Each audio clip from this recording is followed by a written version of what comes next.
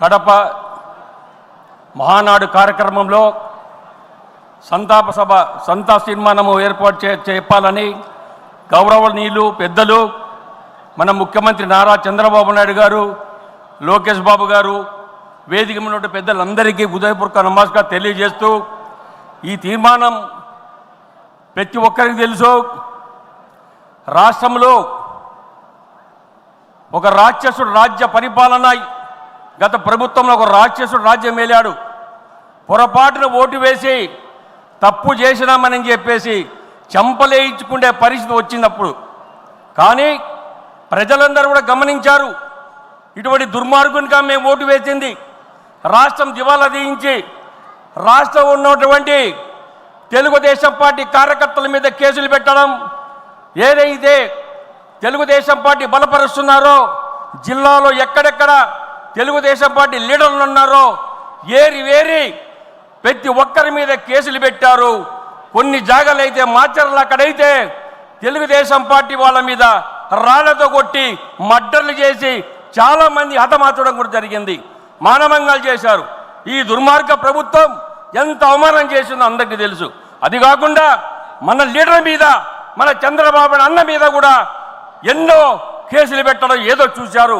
కానీ వాళ్ళ తప్పులు ఆడలేదు, వాళ్ళ పప్పులు ఉడకలేదు. చంద్రబాబు అంటే వాళ్ళకి తెలియదు. చంద్రబాబు నాయుడు నిదానం ఆలోచించి చేస్తాడు. నీ మాది తొందరపడి పనిచేసే వ్యక్తి కాదు. కార్యకర్తలు కాపాడుకోవడం ఎలా తెలుసునో, కార్యకర్తలు ఏ విధంగా కాపాడుకోవాలో మా నాయకుడు తెలుసు.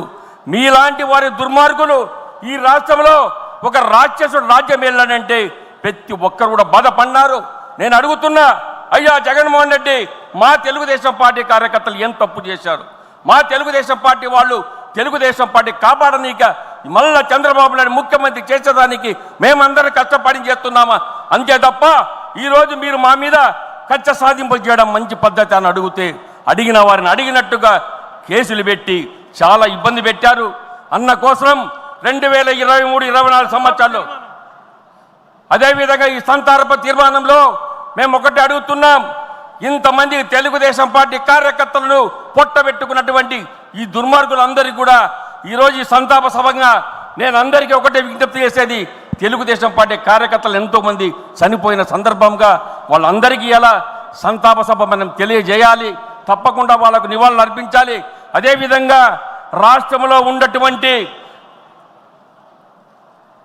జిల్లాల వారిగా చూస్తే అరకు 59, శ్రీకాకుళం 30 మంది, విజయనగరం 23 మంది, విశాఖపట్నం 35 మంది, అనకాపల్లి 16 మంది, కాకినాడ 2, అమలాపురం 58 మంది, రాజమండ్రి 5 మంది, నర్సాపురం 17 మంది, ఏలూరు 6 మంది, మచిలీపట్నం 55, విజయవాడ 30 మంది, గుంటూరు 144, నర్సరావుపేట 37, అదేవిధంగా బాపట్ల 36, ఒంగోలు 58, నంద్యాల 53, కర్నూలు 77, అనంతపురం 159, హిందూపూర్ 15, కడప 4, నెల్లూరు 26, తిరుపతి 43, రాజంపేట 16, చిత్తూరు 34, మొత్తం కలిపి 1030 మందిని పొట్టబెట్టుకున్నాడు గత ప్రభుత్వంలో.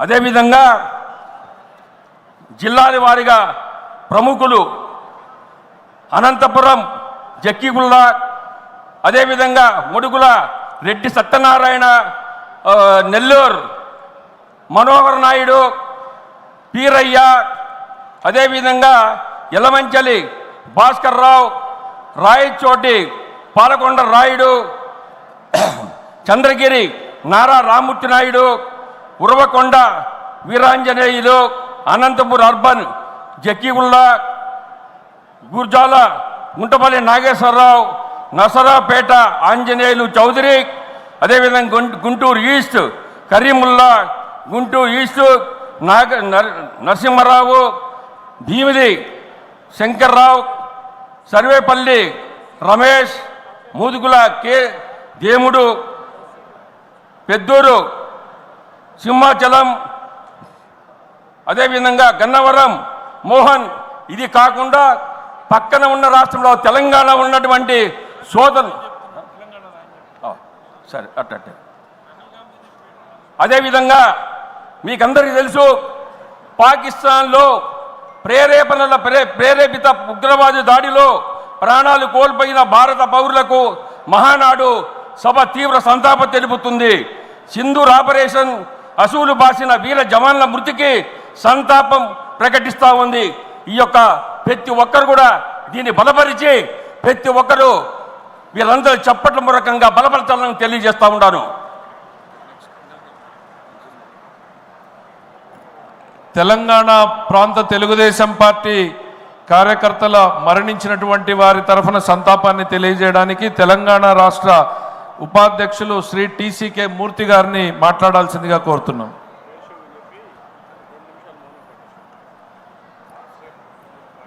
ఈరోజు మహానాడు సందర్భంగా